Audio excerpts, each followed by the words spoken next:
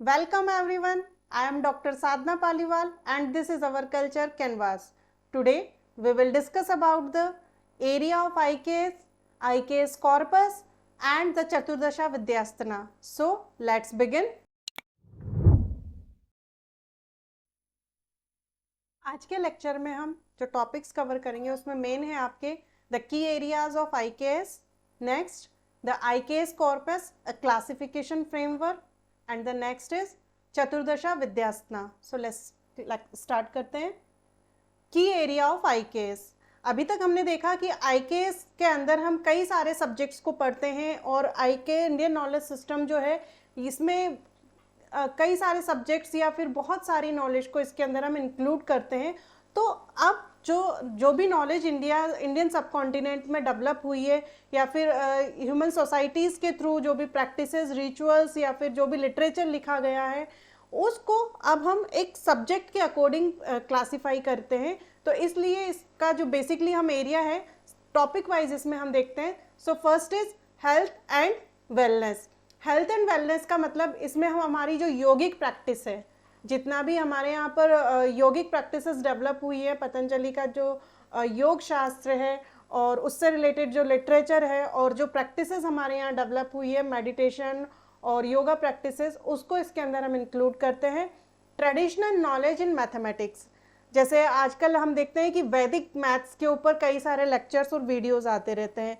तो ancient time period में जो हमारे यहाँ पर मैथमेटिक्स का जो कॉन्सेप्ट जनरेट हुआ था, जिसमें हम देखते हैं कि decimal system, invention of zero, okay, trigonometry, algebra, तो ये सारी जो ट्रेडिशनल प्रैक्टिसेस है मैथमेटिक्स की, इसको इसके अंदर इंक्लूड किया जाता है. और इसमें जो मेन लिटरेचर हमें मिलता है वो वराहमिहिर और आर्यभट्ट के जो शास्त्र हैं उनसे हमें इसके बारे में इंफॉर्मेशन मिलती है. Next is traditional medicine and Vedas. Traditional medicine में हमारा जो धन्वंतरी हैं, जिन्हें हम इसका आयुर्वेद के जो फादर है, फादर ऑफ आयुर्वेदा धन्वंतरी, तो उनके थ्रू जो आयुर्वेदिक प्रैक्टिसेस और जो लिटरेचर डेवलप किया गया मेडिसिन में, वो हमारा ट्रेडिशनल मेडिसिन का पार्ट है. Next is Vedas. Vedas it's a philosophical part या फिर वैदिक लिटरेचर, जिसमें हमारे ऋग्वेद, यजुर्वेद, सामवेद, अथर्ववेद, ठीक है. अथर्ववेद जो है वो स्पेशली हम कहें तो उसके अंदर मेडिसिन के बारे में हमें काफ़ी इंफॉर्मेशन स्टडी करने को मिलती है. Next, preserving arts, culture and tradition. क्योंकि अब हम यहाँ पर एरिया की बात कर रहे हैं, तो हमारा जो आर्ट एंड आर्किटेक्चर है, जैसे हम कहते हैं कि हमारे जितने भी हेरिटेज साइट्स हैं हमें उनको प्रिजर्व करके रखना चाहिए. क्यों? क्योंकि कहीं ना कहीं वो क्या है, वो हमारा कल्चर को शो करता है. हमारा जो एंशियंट कल्चर है, हमारा जो ट्रेडिशंस हैं, हमारे जो रिचुअल्स प्रैक्टिसेस हैं, उनको हमारे पेंटिंग्स और हमारा जो हेरिटेज आर्किटेक्चर है, हमारे जो स्कल्पचर्स हैं, मूर्तियां हैं, पुरानी जो हिस्टोरिकल साइट्स हैं, वो उस टाइम के सिविलाइजेशन को रिप्रेजेंट करती हैं. तो हमें हमारा जो आर्ट्स है, हमारे जो कल्चर्स हैं, हमारे जो पुराने ट्रेडिशंस हैं, आज भी आप जाएंगे सिटीज़ में कम, लेकिन आप गांव में अगर आएंगे, स्पेशली साउथ इंडिया में या फिर राजस्थान, MP, UP, अलग अलग स्टेट्स में आप जाएंगे, तो हर एक स्टेट्स के अपने कुछ कल्चर ट्रेडिशंस होते हैं, जिनको आज भी वहाँ के जो लोग हैं, वहाँ के जो कम्युनिटी मेंबर्स हैं, वो उनको फॉलो करते हैं, पुरानी चीज़ों से वो जुड़े हुए हैं. तो हमें ये चीज़ें, जो नॉलेज है, हमें हमारी आने वाली जनरेशन को प्रोवाइड करनी चाहिए, ताकि हमारा जो कल्चर है, हमारे जो ट्रेडिशंस है, हमारा जो एंशियंट आर्ट है, हेरिटेज साइट्स हैं, उनको हम प्रिजर्व रख सकें. ठीक है. एंशियंट स्ट्रक्चर्स एंड डिज़ाइन, जिसमें हमारा स्पेशली टाउन प्लानिंग, हमारे फोर्ट्स, टेम्पल आर्किटेक्चर, इन सभी को इसके अंदर हम इंक्लूड करते हैं. एस्ट्रोनॉमी में एक डिफरेंट पार्ट है, जिसमें हम स्टडी ऑफ प्लैनेट्स की बात करते हैं. ठीक है. तो इंडिया में जो हमारे एंसेस्टर्स, जो हमारे ऋषि मुनि थे, उन्होंने काफ़ी पहले प्लैनेट्स के बारे में स्टडी किया था, रिसर्च किया था, और उसी के बेस पर उन्होंने the movement of earth, solar systems के बारे में, स्टार्स के बारे में, टाइम के बारे में, डायरेक्शंस के बारे में, इन सभी के बारे में, वास्तुशास्त्र जो है वो किस टाइप से वर्क करेगा एस्ट्रोनॉमी से रिलेट करते हुए, ठीक है, ज्योतिष शास्त्र को उन्होंने इसके अंदर इंक्लूड किया. तो ये सारी चीज़ें जो है वो हमारे एस्ट्रोनॉमी का पार्ट आती है. ज्योतिष जो है वो उस टाइम पर बेसिकली हमारा जो एंसेस्टर थे, जो ऋषि मुनि थे, उन्होंने ज्योतिष को प्लैनेट से रिलेट करते हुए स्टडी किया था. And the next is consciousness study. Consciousness का मतलब क्या होता है? सेल्फ रियलाइजेशन, ठीक है, हमें अपने सेल्फ के बारे में और आज हमारे सराउंडिंग्स में जो है, जो अस्तित्व है, ह्यूमन बीइंग की जो लाइफ है, उसकी जो जर्नी है, उसका जो ओरिजिन है, इसके बारे में स्टडी करना, या फिर अगर हम कहें कि जीव जगत और ब्रह्म के बारे में स्टडी करना, सेल्फ रियलाइजेशन करना, एक चेतना, जो इसका कॉन्शियस माइंड जो होता है कि आप कितने इंटेलिजेंस के साथ में, कितनी बुद्धिमत्ता के साथ में उसको स्टडी करते हैं, ये हमारे कॉन्शियसनेस स्टडी का पार्ट है। तो इस टाइप से हम देखते हैं कि जो आईकेएस का एरिया है वो सब्जेक्ट वाइज अगर हम देखें तो हम डिफरेंट फील्ड्स में उसको डिवाइड करते हैं। Now next is IKS corpus या क्लासिफिकेशन फ्रेमवर्क। आईकेएस को हम बेसिकली टू पार्ट्स में डिवाइड करते हैं। First is literary sources and the second is non literary sources. अब इसमें हम सबसे पहले लिटरेरी और नॉन लिटरेरी में क्या डिफरेंस है उसको स्टडी करेंगे। लिटरेरी सोर्सेज का मतलब होता है कि जो भी सोर्सेज या फिर जो भी स्टडी मटेरियल, जो भी कंटेंट हमें एज अ रिटन फॉर्म में अवेलेबल है वो हमारे लिटरेरी सोर्सेज के अंदर आता है। एंड नॉन लिटरेरी सोर्सेज के अंदर इट मीन्स जो भी प्रैक्टिसेस है, जो भी नॉलेज है वो हमें रिटन फॉर्म में अवेलेबल नहीं है, even as a orally tradition के रूप में या फिर ओरली या प्रैक्टिकली नॉलेज के रूप में हमारे पास में प्रिजर्व है या सिक्योर है, तो वो हमारे नॉन लिटरेरी नॉलेज का पार्ट होती है। अब यहाँ पर हम लिटरेरी सोर्सेज को फिर से अदर फर्दर डिवीजन करते हैं। फर्स्ट इज सनातन धर्म, यानी कि ऐसा लिटरेचर जो हमारे हिंदू धर्म या सनातन धर्म से रिलेटेड है। नेक्स्ट इज अदर धार्मिक ट्रेडिशन, जिसमें हम देखते हैं कि एंशिएंट टाइम पीरियड में इंडिया में बुद्धिज्म, सनातन धर्म के साथ में बुद्धिज्म और जैनिज्म का भी डेवलपमेंट हुआ, उस बुद्धिज्म लिटरेचर भी डेवलप हुए और जैनिज्म लिटरेचर भी लिखे गए। And the next is regional history या फिर रीजनल लिटरेचर, जिसमें कि हम अदर सब्जेक्ट्स को इसके अंदर इंक्लूड करते हैं। अब सनातन धर्म जो लिटरेचर है, यहाँ पर हम पर्टिकुलरली आप देखिएगा हम हर एक टॉपिक को एक सीक्वेंसली क्लासिफाई कर रहे हैं। अब सनातन धर्म को भी फिर से हम टू पार्ट्स में डिवाइड करते हैं, कोर लिटरेचर और अदर, ठीक है। तो कोर मतलब कि जो सनातन धर्म का मेन की पॉइंट है या जो उसकी बेसिक रूट्स है, उसमें हमारा आता है 14 विद्यास्तना, ठीक है। इसके बारे में 14 विद्यास्तना में किन किन सब्जेक्ट्स को हम इंक्लूड करते हैं वो आगे हम देखेंगे। तो 14 विद्यास्तना मतलब कि 14 सब्जेक्ट्स को इसके अंदर हम इंक्लूड करते हैं। और ये जो वर्क्स हैं ये हमारे जो रिलीजियस लीडर्स हैं, जितने भी फिलोसफर्स हैं, उनके थ्रू जो लिखे गए, ठीक है। तो वो हमारे 14 विद्यासना या फिर इसको हम संस्कृत में बोले तो चतुर्दशा विद्यासना का पार्ट होते हैं। तो ये हमारा जो है वो कोर पार्ट आता है इसका। किसका आता है? आपका सनातन धर्म का मेन लिटरेचर 14 विद्यासना। इसमें हमारा वेद, पुराण, वेद, आपके वेदांगास, ठीक है, पुराण, उपनिषद, महाकाव्य और आपके दर्शन, इनको हम बेसिकली इंक्लूड करते हैं। अब नेक्स्ट में हमारे सनातन धर्म का जो नेक्स्ट है वो उसमें अदर जो है, इसमें आप देखिएगा बेसिक एंड अप्लाइड साइंस, ठीक है, इंजीनियरिंग, टेक्नोलॉजी, ये कई सारे सब्जेक्ट्स है इसके अंदर। Engineering, technology, architecture, alchemy, aesthetics, काव्य, arts, health, wellness, psychology, public administration, code of living etcetera. तो ये कई सारे अदर सब्जेक्ट्स हैं जो कि इंडियन सब कॉन्टिनेंट में उस टाइम पर लिखे गए या फिर इनको डेवलप किया गया। जैसे कि अगर हम लिटरेचर के फील्ड में जाएं, काव्य एंड लिटरेचर में, तो कालिदास का नाम उस टाइम पर आता है, जो गुप्तास के टाइम पर उन्होंने लिखा था। कालिदास का उनका अभिज्ञान शाकुंतलम, बाण भट्ट का नाट्य शास्त्र, ये इनके ग्रेट लिटरेचर हैं।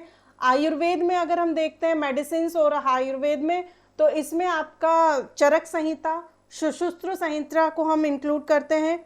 भरत मुनि का आपका न्याय शास्त्र, ठीक है। उसके अलावा विशिष्टा एंड पंचतंत्र की कहानियाँ, जो पंचतंत्र हम पढ़ते हैं, this is the collection of literature, ठीक है। अब हम यहाँ पर देखिएगा एल्केमी क्या होता है? रसायन शास्त्र, ठीक है। यानी कि हमारे जो एंसेस्टर थे उन्हें केमिकल्स के बारे में भी नॉलेज थी। और इसमें रस रत्ना समुच्चय, ये एक एंशियंट लिटरेचर है जो कि रसायन शास्त्र से रिलेटेड है, ठीक है। उसके अलावा आर्यभट्ट और वराहमिहिर का जो मैथमेटिक्स और एस्ट्रोलॉजी के ऊपर जो उनके लिटरेचर लिखे गए हैं, वृत्त संहिता, ये सारी चीज़ें हमारे मैथमेटिक्स का पार्ट आती हैं। तो इस टाइप से हम देखते हैं आचार्य चाणक्य का अर्थशास्त्र, ठीक है। आर्किटेक्चर की उसमें आपको एडमिनिस्ट्रेशन के बारे में भी नॉलेज मिलेगी, अर्थशास्त्र के अंदर लॉ के बारे में भी मिलेगा, किस टाइप से आपकी इकोनॉमी पॉलिसीज होनी चाहिए, ये सारी चीज़ें हमें उसके अंदर स्टडी करने को मिलती है। नेक्स्ट, अदर धार्मिक ट्रेडिशंस में हम अगर आते हैं तो बुद्धिस्ट लिटरेचर हमें देखने को मिलता है। मोस्टली जो बुद्धिस्ट लिटरेचर है, बुद्धिज्म और जैनिज्म लिटरेचर है, वो प्राकृत और पाली लैंग्वेज में मिलते हैं। तो बुद्धिस्ट लिटरेचर में जैसे जातक कथाएं, जो कि महात्मा बुद्ध की पूरी लाइफ की जो स्टोरीज हैं उनके बेस पर है, तो जातक कथाएं बुद्धिस्ट लिटरेचर का एक मेन पार्ट है। ठीक है। उसके अलावा कई सारे धार्मिक ग्रंथ लिखे गए हैं जैनिज्म और बुद्धिज्म में, तो जो उनकी महात्मा बुद्ध महावीर स्वामी की जो एजुकेशंस थी, उनके जो प्रिंसिपल्स थे, उनके जो व्यूज थे, उनकी जो आइडियोलॉजी थी, उनको इनके अंदर कंपाइल किया गया है। ठीक है। अब नेक्स्ट आता है आपका regional. Regional it means wealth of religious and other literature. ठीक है। तो इंडिया में डिफरेंट लैंग्वेजेस में जितना भी दूसरा लिटरेचर डेवलप हुआ, जैसे कि अगर हम साउथ इंडिया की बात करते हैं तो साउथ में जितना जो लिटरेचर डेवलप हुआ उसको हम संगम लिटरेचर के अंदर इंक्लूड करते हैं। ठीक है। राजस्थान में अगर हम देखें तो राजपूताना इतिहास जो है वो भी आपको अलग अलग लैंग्वेज में मिलेगा। ठीक है। राजस्थानी लैंग्वेज में मिलेगा, खड़ी बोली में मिलेगा, ठीक है, ढूंढाड़ी में मिलेगा, मतलब उनकी जो रीजनल लैंग्वेज होती थी। अगर आप कश्मीर का लिटरेचर देखेंगे तो वो आपको डिफरेंट लैंग्वेज में मिलेगा। ठीक है। एमपी का जो लिटरेचर है वो बुंदेलखंडी या फिर उनकी जो लोकल लैंग्वेजेस है उसमें मिलेगा। ठीक है। तो अलग अलग रिलीजियस लिटरेचर है वो हमारे यहाँ पर डिफरेंट लैंग्वेजेस में डेवलप हुए हैं। तो ये पर्टिकुलर हर एक स्टेट्स का अपना एक हिस्ट्री होता है, वहाँ का एक कल्चर होता है, वहाँ की एक कम्युनिटी सोसाइटी के थ्रू जो रिचुअल प्रैक्टिसेस फॉलो किए जाते हैं, उनका जो आर्ट या आर्किटेक्चर फॉर्म, पेंटिंग्स का उनका पैटर्न होता है। जैसे पेंटिंग में हम देखते हैं राजपूती पेंटिंग अलग मिलेगी आपको, बूंदी की पेंटिंग अलग मिलेगी, ठीक है, मधुबनी पेंटिंग अलग मिलेगी। डिफरेंट टाइप्स के पेंटिंग्स हम यहाँ पर फीचर्स हमारे यहाँ पर इंडिया में डेवलप हुए हैं। तो ये क्या है, उनकी रीजनल बेस पर जो नॉलेज डेवलप हुई है वो इसके अंदर इंक्लूड की जाती है। अब now the next is oral tradition. Oral का मतलब कि जो भी नॉलेज हमारे यहाँ पर वर्बली ट्रांसफर हुई, जो रिटर्न फॉर्म में नहीं मिलेंगी लेकिन आपको प्रैक्टिकल नॉलेज के बेस पर वो ओरली आपको ट्रांसफर मिलेगी। जैसे कि आर्ट फॉर्म्स, आर्ट में हम आपका आर्किटेक्चर, म्यूजिक, डांस, पेंटिंग्स, इन सारी चीज़ों को रखेंगे।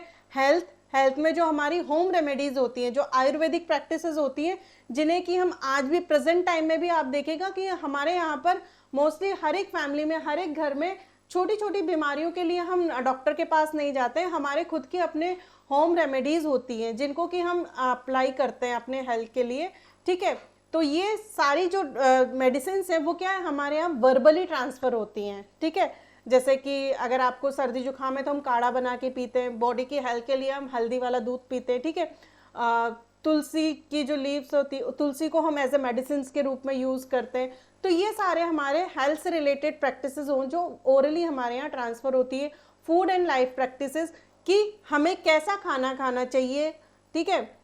वो सारी हमारी जो लाइफ की प्रैक्टिसेस होती है, रूटीन लाइफ कैसी होनी चाहिए, आपका जो फोक लिटरेचर है या फोक म्यूज़िक है, ये सारे प्रैक्टिसेस जो हैं हमारे यहाँ पर ओरली ट्रांसफर होती हैं। ठीक है।